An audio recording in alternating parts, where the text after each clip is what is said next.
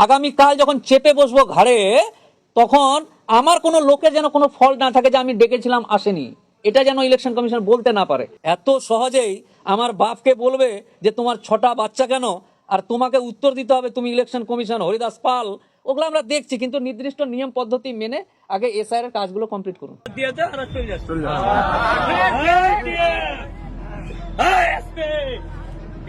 CID কে আছে রে ভাই? না না আইবে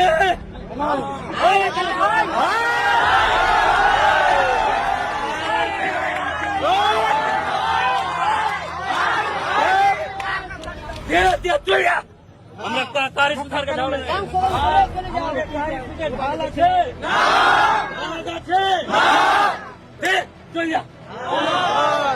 একটাই কথা, একটাই কথা, এই আন্দোলনটা নিজের ছেলে মেয়েকে বাঁচানোর আন্দোলন। আসলাম হাজিরা দিয়ে চলে গেলাম, হবে না? হবে? রোজা করার লোক পেটে গামছা বেঁধে শিখে যাবো, উঠতেও যাবো না, খাইতেও যাবো না, বউ ডাকলেও যাবো না, ডাকলেও যাবো না। আর তারই সুতারকে কোনো ঝগড়া নেই, আমরা কোনো পার্টি বুঝি না, পুটি বুঝি না, কিচ্ছু বুঝি না। 14 বার করে খসড়ালি ধসরালি ধসরালি আমার গেলি কই হয় আর কোনো কাহিনী আমরা শুনবো না, শুনতেও চাই না। এই এলাকার মানুষ 20টা ওখানে 36টা কেনে কেন? হ্যাঁ, মানুষের চামড়া হারিয়ে গেছে,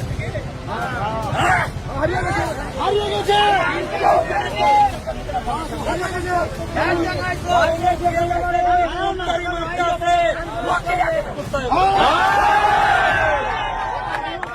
কিন্তু মালদার মোথাবাড়িতে যে ঘটনা ঘটেছে, যে করেছে তাকে হাতে নাতে কে ধরেছে জানেন?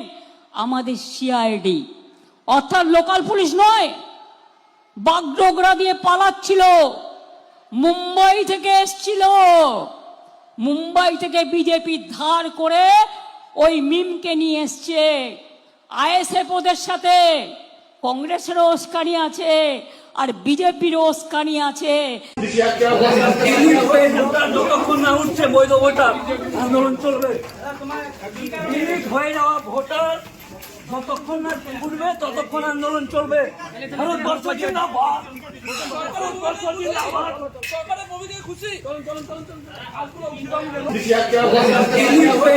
যতক্ষণ না উঠছে বৈধ ভোটার, আন্দোলন চলবে।